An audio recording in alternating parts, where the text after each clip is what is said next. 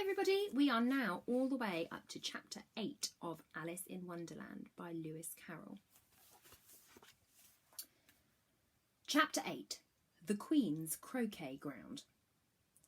A large rose tree stood near the entrance of the garden. The roses growing on it were white, but there were 3 gardeners at it, busily painting them red. Alice thought this a very curious thing, and she went nearer to watch them. And just as she came up to them, she heard one of them say, "Look out now, 5, don't go splashing paint over me like that." "I couldn't help it," said 5 in a sulky tone. "7 jogged my elbow." On which 7 looked up and said, "That's right, 5, always lay the blame on others." "You'd better not talk," said 5. "I heard the Queen say only yesterday that you deserve to be beheaded." "What for?" said the one who had first spoken. "That's none of your business." 2, said 7. "Yes, it is his business," said 5, "and I'll tell him it was for bringing the cook tulip roots instead of onions."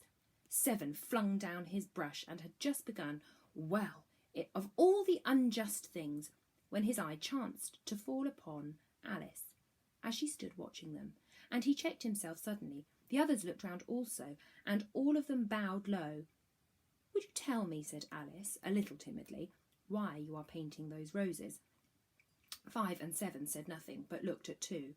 2 began in a low voice, "Why, the fact is, you see, miss, this here ought to have been a red rose, and we put a white one in by mistake, and if the Queen was to find out, we should all have our heads cut off, you know.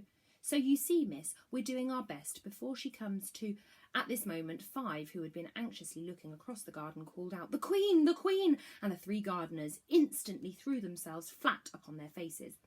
There was a sound of many footsteps, and Alice looked around, eager to see the Queen. First came 10 soldiers carrying clubs. These were all shaped like the 3 gardeners, oblong and flat, with their hands and feet at the corners. Next, the 10 courtiers. These were ornamented all over with diamonds and walked 2 and 2, as the soldiers did. After these came the royal children. There were 10 of them, and the little dears came jumping merrily along, hand in hand. In couples they were all ornamented with hearts.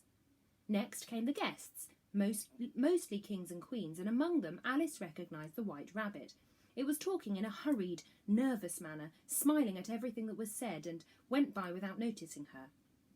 Then followed the Knave of Hearts, carrying the king's crown on a crimson velvet cushion, and last of all this grand procession came the King and Queen of Hearts. Alice was rather doubtful whether she ought to lie down on her face like the 3 gardeners, but she could not remember ever having heard of such a rule at processions. And besides, what would be the use of a procession, thought she, if people all had to lie down on their faces so that they couldn't see it? So she stood still where she was and waited. When the procession came opposite to Alice, they all stopped and looked at her, and the Queen said severely, "Who is this?" She said it to the Knave of Hearts, who only bowed and smiled in reply. "Idiot," said the Queen, tossing her head impatiently, and turning to Alice, she went on, "What is your name, child?" "My name is Alice, so please your Majesty," said Alice, very politely, but she added to herself, "Why, they're only a pack of cards, after all. I needn't be afraid of them." "And who are these?" said the Queen, pointing to the 3 gardeners who were lying around the rose tree, for you see, as they were lying on their faces and the pattern on their backs was the same as the rest of the pack, she could not tell whether they were gardeners or soldiers or courtiers or 3 of her own children. Have a little look. We've got a picture here of the gardeners painting the roses red, and the gardeners are playing cards. "How should I know?" said Alice, surprised at her own courage. "It's no business of mine." The Queen turned crimson with fury, and after glaring at her for a moment like a wild beast, screamed, "Off with her head! Off!" "Nonsense," said Alice very loudly and decidedly, and the Queen was silent. The King laid his hand upon her arm and timidly said, "Consider, my dear, she is only a child." The Queen turned angrily away from him and said to the Knave, "Turn them over." The Knave did so, carefully, with one foot, "Get up," said the Queen in a shrill, loud voice, and the 3 gardeners instantly jumped up and began bowing to the King and Queen and the royal children and everybody else. "Leave off that," screamed the Queen. "You make me giddy." And then, turning to the rose tree, she went on, "What have you been doing here?" "May it please your Majesty," said Tu, in a very humble tone, going down on one knee as he spoke, "we were trying—" "I see," said the Queen, who had meanwhile been examining the roses. "Off with their heads!" And the procession moved on. 3 of the soldiers remained behind to execute the unfortunate gardeners, who ran to Alice for protection. "You shan't be beheaded," said Alice, and she put them into a large flower pot that stood near her. The 3 soldiers wandered about for a minute or 2, looking for them, and then quietly marched off after the others. "Are their heads off?" shouted the Queen. "Their heads are gone, if it please your Majesty," the soldiers shouted in reply. "That's right," shouted the Queen. "Can you play croquet?" The soldiers were all silent and looked at Alice, as the question was evidently meant for her. "Yes," shouted Alice. "Come on then," roared the Queen, and Alice joined the procession, wondering very much what would happen next. It's a very fine day," said a timid voice at her side. She was walking by the White Rabbit, who was peeping anxiously into her face.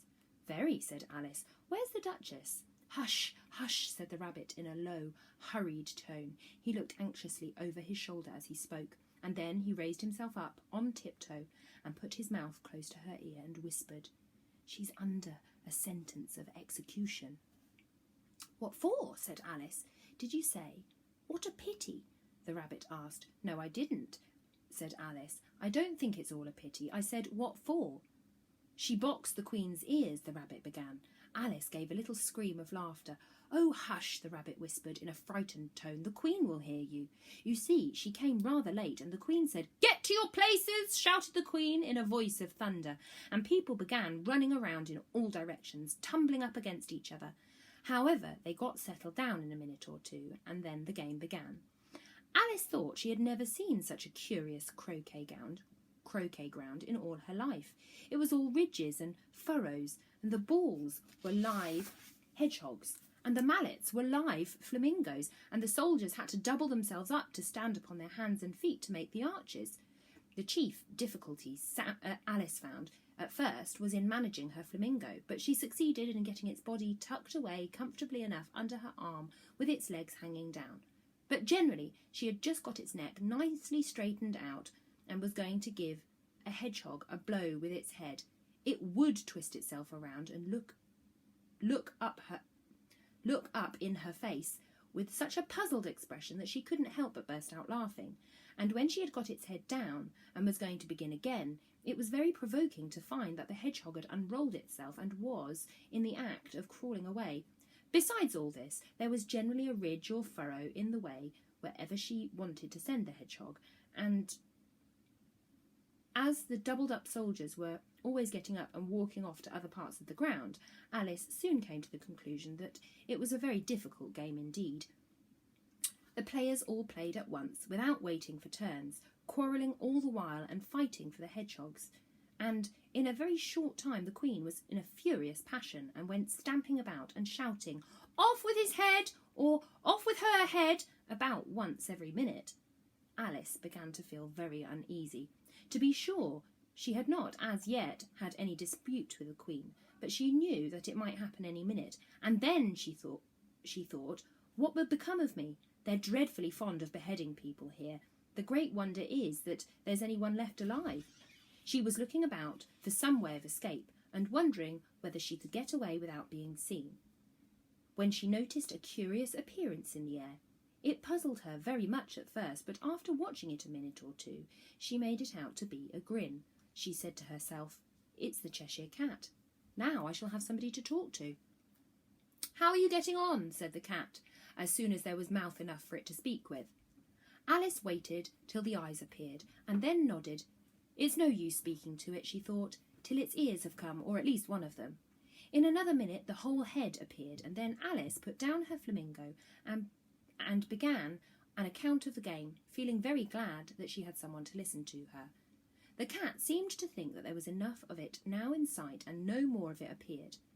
I don't think they play at all fairly, Alice began in a rather complaining tone, and they all quarrel so dreadfully. One can't hear oneself speak, and they don't seem to have any rules in particular. At least, if there are, nobody seems to attend to them, and you've no idea how confusing it is, all the things being alive. For instance, there's the arch I've got to go through. Hello?